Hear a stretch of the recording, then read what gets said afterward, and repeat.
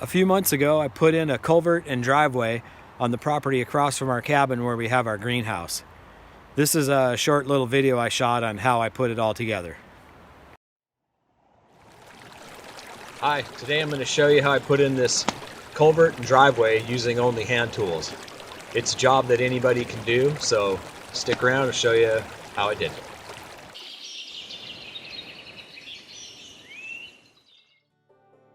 On the materials list, you'll notice a 12-inch diameter corrugated split coupler fitting. That was necessary because I had to cut the 20-foot pipe to transport it to the cabin. Also, the landscape cloth might not be totally necessary, but I saw examples where people used it and didn't use it, so I just went with it to be safe.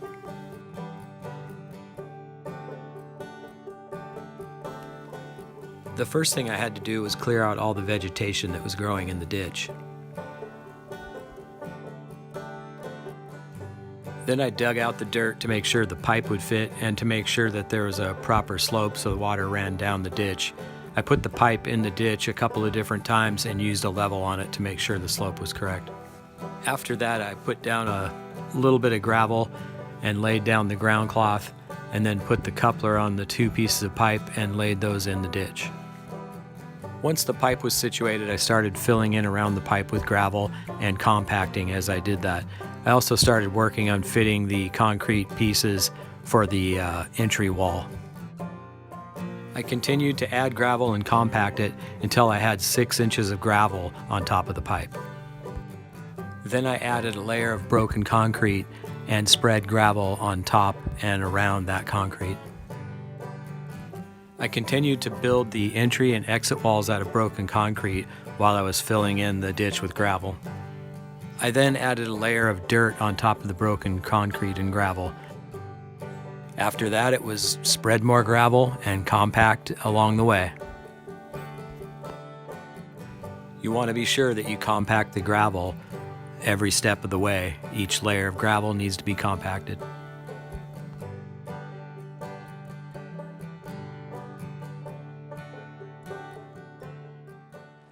Tamping down the gravel and the dirt is crucial when doing a project like this. You want the gravel compacted around that pipe and above the pipe.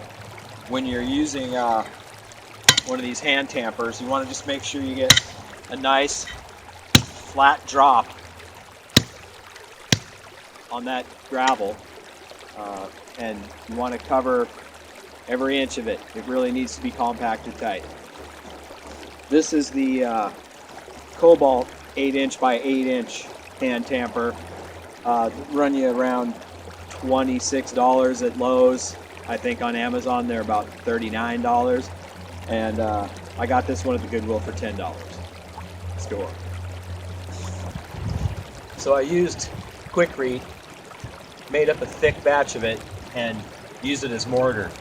I was throwing it at the walls to try to get the concrete to penetrate into all the cracks, and then I would push it in and smooth it out. Basically just work it in, trying to get a nice solid wall. I also stood up some concrete chunks to try to funnel the water towards the tube. I laid down concrete along the bottom and along the sides also. I'm still monitoring how this flows because I don't want the water to dig under the concrete and work its way under the pipe and undermine all this driveway. So still kind of working on that. And then I've got concrete here to try to keep erosion from happening on this little hillside. On the exit side of the pipe, basically did the same thing. Splattered the concrete in there, wiped it smooth. This top layer on both sides I added later because I am going to put more gravel in here to take out some of the slope. So I wanted a little bit of a barrier here for the gravel so it doesn't spill over. I just laid down more concrete, mixed really thick, slapped the concrete on top, and then worked more concrete around them. It's a pretty solid wall now.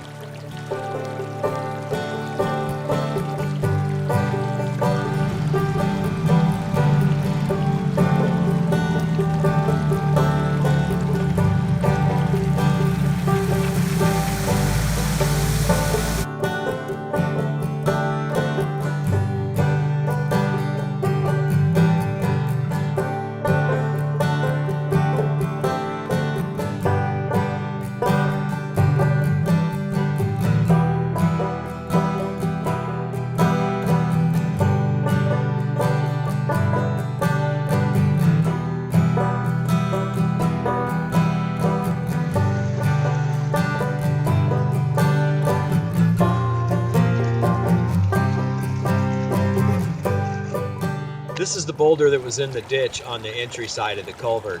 It was causing a lot of issues with water backing up around it, and the water would pour down and come out to the side of the ditch. So the neighbor who had put it there came by as I was working on the project, and he got it out of the ditch using his van. He drug it up here to his driveway, so appreciate that, and it's no longer an issue now.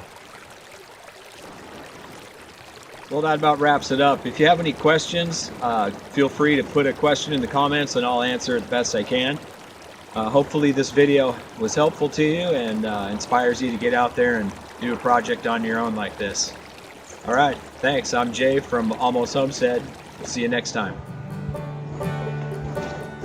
Hey, before you go, we'd like to give a shout out to 2 other homesteading channels. We got our friends Don Bois, Dave and Amanda from Manitoba, Canada. And there's a channel I just found recently, Red Boots Homestead. It's the Woodard family, and they moved from Germany to Missouri. So go check those out and subscribe to their channel and give them some support. All right, thanks a lot.